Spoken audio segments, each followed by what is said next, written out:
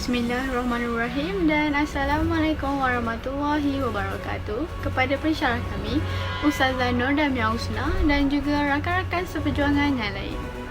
Tujuan video ini dilakukan pada hari ini adalah bertujuan untuk membentangkan tentang fahaman etism dan kesannya kepada masyarakat. Video ini turut akan dibentangi oleh Nurul Hazirah binti Abdul Rashid, Nurul Husna binti Burhan, Siti Fatimah binti Arifin, Nur Sabrina binti Ahmad Sabatah dan juga Nurul Ashikin binti Nasrin. Dipersembahkan. Yang pertama, dari saya sendiri iaitu Siti Fatimah binti Arifin akan menerangkan tentang definisi etism. Adakah rakan-rakan di luar sana mengetahui apa itu etism? Etism daripada perkataan bahasa Arabnya adalah al-ilhad. Al-ilhad yang bermaksud dari segi istilahnya adalah menolak kewujudan Allah Subhanahu Wa Taala sebagai Maha Pencipta. Berdasarkan huraian tersebut, apa yang kita dapat lihat adalah etism ini adalah satu fahaman yang bersamaan dengan fahaman neutralisme, iaitu yang menolak kepercayaan kewujudan Tuhan dan juga alam gaib. Definisi etism sendiri yang bermaksud ketidakpercayaan atau kurang kepercayaan tentang kewujudan Tuhan. Dan hujahan golongan etism ini juga lebih tertumpu kepada cara pemikiran yang rasional sahaja. Maka secara amnya, maksud etism itu adalah ketidakpercayaan atau kurang kepercayaan terhadap Tuhan. Seterusnya saya mempersilakan rakan saya untuk membentangkan hujahannya. Dipersilakan. Baiklah, sekarang saya Nurul Ashikin binti Nasri, nombor matrik 20206087734 akan menceritakan sedikit tentang latar belakang kemunculan fahaman etism. Perubahan yang ketara terhadap gaya hidup masyarakat moden adalah disebabkan oleh perkembangan teknologi maklumat pada zaman kini. Remaja dan anak-anak muda lebih terdedah kepada fahaman yang boleh menyelewengkan dan merosakkan akidah mereka jika kawanan atau tapisan fahaman mereka tidak kukuh. Menurut sejarah di Barat, etis yang agak ilmiah pendekatannya adalah etis yang bersikap kritis terhadap agama Kristian itu sendiri dan institusi gereja. Antara tokoh pengkritik ajaran Kristian dan seorang etis yang kuat adalah seperti Giordano Bruno, Pierre Carvin, Paul Tillich dan sebagainya. Dan etis ini juga adalah agama yang lebih agresif dan berani mencabar Tuhan. Etism pada awal era moden muncul kerana adalah agama Kristian ini telah mengikuti sepenuhnya kepada falsafah, dan etism ini terbina daripada perasaan kebencian dan ingin kebebasan daripada apa-apa ajaran agama, dan seperti mereka tidak dapat terima akan kewujudan Tuhan, dan mereka tidak akan menolak sepenuhnya tentang kerelevanan agama. Dia tak boleh nak accept segala relevan agama, dan mereka juga menolak menolak pengetahuan tentang Tuhan dan kewujudannya. Golongan etis terbagi kepada dua golongan, iaitu golongan New Atheist dan Atheist Pragmatist. New Atheist ni adalah golongan yang terdiri daripada kalangan penulis buku pada abad ke-21 yang mempromosikan tentang atheism, dan ia adalah untuk membezakan dengan etis yang lama berkembang dalam tradisi falsafah.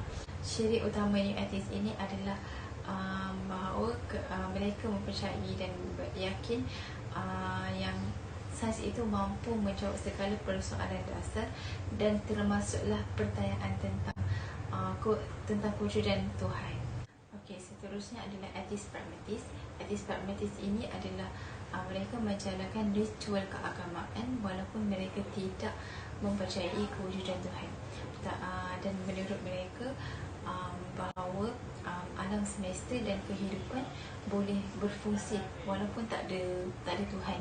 Dan tetapi etis tidak menganggap bahawa agama itu adalah sesuatu benda yang harus dibenci, dimusuhi. Tetapi mereka menganggap agama itu haruslah dimanfaatkan.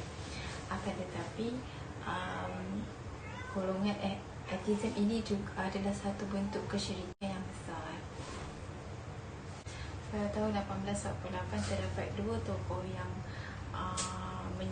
yang mengenalkan atau memperkenalkan fahaman komunis terhadap masyarakat Jerman, iaitu Karl Marx dan Friedrich Engels. Dan Friedrich Engels ini telah mensarankan masyarakat Barat ketika itu tentang fahaman ateisme. Pernyataan Friedrich Engels ketika itu telah menggemparkan seluruh masyarakat Barat dengan menandakan bahawa bermulanya perubahan nilai dalam masyarakat Barat. Dengan itu sistem nilai pusat masyarakat Barat telah pun mula berubah dan masyarakat Barat tidak lagi menggunakan atau berpaksikan agama Kristian. Bismillahirrahmanirrahim. Assalamualaikum warahmatullahi wabarakatuh. Nama saya Nusabrina binti Ahmad Sabata dan saya akan menerangkan berkenaan dengan ciri-ciri fahaman ateism. Sememangnya, fahaman ateism ini mempunyai cara pemikiran yang berbeza. Tetapi, bagaimana kita mahu mengenal pasti golongan tersebut? Saya akan menerangkan 5 ciri-ciri fahaman ateism. Ciri yang pertama, golongan ateism ini tidak mempercayai akan kewujudan Tuhan. Mereka berhujah bahawa tiada bukti yang menunjukkan kewujudan Tuhan dan mereka juga berpendapat bahawa hidup ini merupakan satu proses yang di mana tiada ruang atau masa untuk mereka menerima kewujudan Tuhan itu. Sememangnya, menurut Islam, fahaman ini sangat bertentangan dengan ajaran akidah Islam.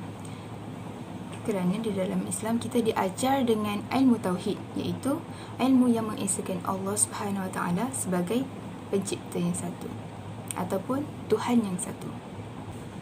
Ciri yang kedua, fahaman ateism ini menentang ajaran hukum agama sebagai pengatur kehidupan manusia, di mana mereka berpendapat bahawa ajaran agama ini sesuatu yang tidak lagi relevan.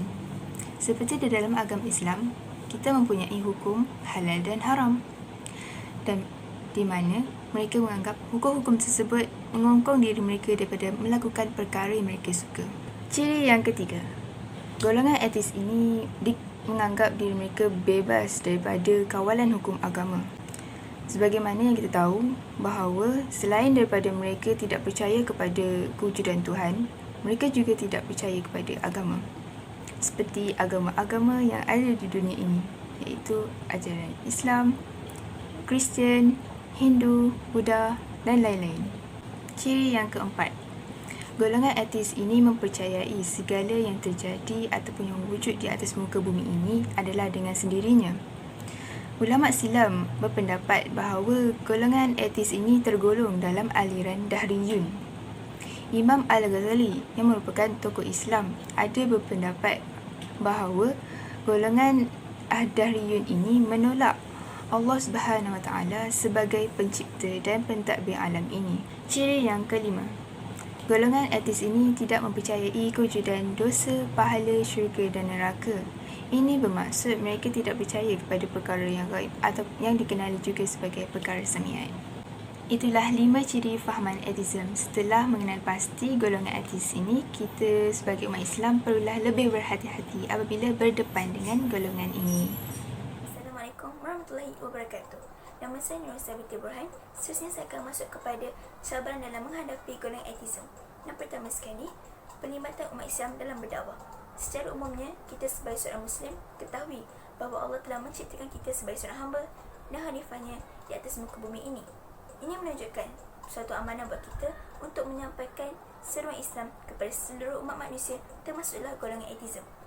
Namun begitu, terdapat segelintir masyarakat Islam yang berpendapat bahawa tugasan berdakwah ini hanya dikhususkan kepada para pendakwah sahaja. Ini membuktikan bahawa golongan ini tidak mengambil berat akan amanah yang diberikan oleh Allah kepada mereka. Seharusnya kita ketahui bahawa kita dipertanggungjawabkan untuk berdakwah, untuk menyampaikan sunnah Islam berdasarkan atas kemampuan dan keupayaan kita. Oleh itu, tidak seharusnya kita mengatakan bahawa dakwah itu sesuatu perkara yang susah yang juga mustahil untuk dilakukan. Seterusnya kita masuk kepada cabaran yang kedua, iaitu pengaruh media sosial yang tidak beretika. Penggunaan media sosial semakin hari semakin menular dalam kalangan rakyat Malaysia. Penggunaannya terbuka kepada orang ramai telah menjadikan media sosial sebagai sebuah platform yang tidak jujur dan tidak tulus. Segala informasi dan maklumat yang salah berkenaan Islam telah dikongsi dan disebarkan tanpa diperiksa terlebih dahulu akan kebenaran dan kesahihannya. Mereka yang cerita ilmu akan Islam pantas membuat penilaian sendiri dan mempercayai akan maklumat tersebut. Kesannya, persepsi masyarakat terhadap Islam itu sendiri berubah menjadi negatif, termasuklah mereka yang dari golongan atheism. Sukar untuk kita, terutamanya para pendakwah, untuk mengubah persepsi negatif ini kepada persepsi positif. Oleh itu, kita seharusnya bersedia dengan melengkapkan diri kita dengan pelbagai ilmu pengetahuan agar dapat kita bela dan pertahankan Islam itu dari segala tumahan dan salah faham yang dilakukan oleh mereka yang tidak bertanggungjawab. Seterusnya, kita masuk kepada cabaran yang ketiga, iaitu pelaksanaan program-program agama. Kini di Malaysia, terdapat pelbagai program agama yang telah dijalankan. Namun begitu, sayang sekali, program-program agama ini dikhususkan pelibatan kepada orang Islam sahaja. Pada zaman moden, di mana fitnah semakin berluas ini, program-program agama ini seharusnya dijadikan sebagai peluang sebagai tempat untuk berdakwah kepada mereka yang bukan Islam, termasuklah golongan atheism. Namun begitu, dakwah kepada orang ramai bukanlah sesuatu perkara yang mudah untuk dilakukan. Sebagai seorang pendakwah, perlu diambil kira tentang penampilan diri, penampilan pribadi dan juga mempunyai karisma sebagai seorang pendakwah. Bahkan, mesej dan pengisian yang diberikan perlulah mudah untuk difahami, jelas dan juga terang. Penyampaian mesej perlulah diterjemahkan dalam bahasa yang indah dan fasih, berulang-ulang dan menggunakan intonasi yang lemah lembut, ramah dan tidak kasar. Seperti yang kita ketahui, sebaik-baik pendakwah yang pernah ada di muka bumi ini ialah baginda Rasulullah SAW. Oleh itu, kita perlulah berdakwah dengan mencontohi gaya dan cara baginda berdakwah kepada umat manusia. Maka, apabila dakwah disampaikan dengan cara yang betul, mereka yang mendengar pastinya akan lebih tertarik dan berminat untuk mempelajari tentang Islam dengan lebih lanjut dan lebih mendalam. Itu saya daripada saya. Sekian, terima kasih. Hai. Sebentar tadi, rakan saya telah menerangkan definisi fahaman atheism, latar belakang, ciri-ciri dan cabaran dalam mendepani golongan atheism. Sekarang, saya akan menerangkan kesan fahaman atheism ke atas gaya hidup masyarakat. Kesan yang pertama ialah mengganggu prinsip kehidupan beragama. Malaysia adalah sebuah negara yang mempunyai kepelbagaian dari aspek agama, bangsa dan budaya. Masyarakat majmuk di Malaysia terdiri daripada bangsa Melayu, Cina dan India. Dan setiap bangsa ini mempunyai pegangan agama masing-masing. Pegangan agama yang utama di Malaysia ialah ajaran agama Islam, Hindu, Buddha dan juga Kristian. Kesan penyebaran fahaman atheism ini boleh mengganggu ketenteraman masyarakat di Malaysia kerana ajaran sesat yang dibawa oleh golongan atheis ini boleh membuatkan seseorang individu itu tersasar dari landasan agama yang dianutinya. Kesan kedua ialah mempengaruhi fikiran. Pada zaman era teknologi masa kini, semuanya dapat dicapai dengan mudah hanya dengan beberapa saat sahaja. Golongan atheis menggunakan serangan ideologi untuk mempengaruhi fikiran seorang individu. Generasi muda adalah golongan yang lebih mudah terdedah kepada ideologi-ideologi yang disebarkan oleh golongan atheis ini sehingga boleh menimbulkan keraguan mengenai agama yang dianutinya. Kesan ketiga ialah merosakkan akidah. Setiap ajaran agama yang ada di Malaysia ini mengajarkan perkara-perkara yang baik kepada setiap penganutnya. Tetapi, penyebaran fahaman atheism ini menyebabkan seseorang individu itu yang asalnya jika dia beragama Islam, dia sudah tidak tahu apa itu pahala, dosa, syurga dan neraka kerana golongan atheis ini bertindak mengikut logik akal mereka sahaja. Apa yang dirasakan betul, dia akan lakukan. Dan jika dirasa benda itu tidak betul, dia tidak akan lakukan. Contohnya, solat. Mendirikan solat itu adalah wajib ke atas setiap umat Islam. Tetapi golongan atheis ini tidak percaya kepada agama dan Tuhan. Jadi bagi mereka, mendirikan solat itu tiada fungsinya. Sekian sahaja daripada kumpulan kami dan maafkan atas segala kekurangan dan kesilapan daripada kami. Semoga dengan tontonan video tadi anda memperolehi sedikit sebanyak maklumat. Sekian, terima kasih.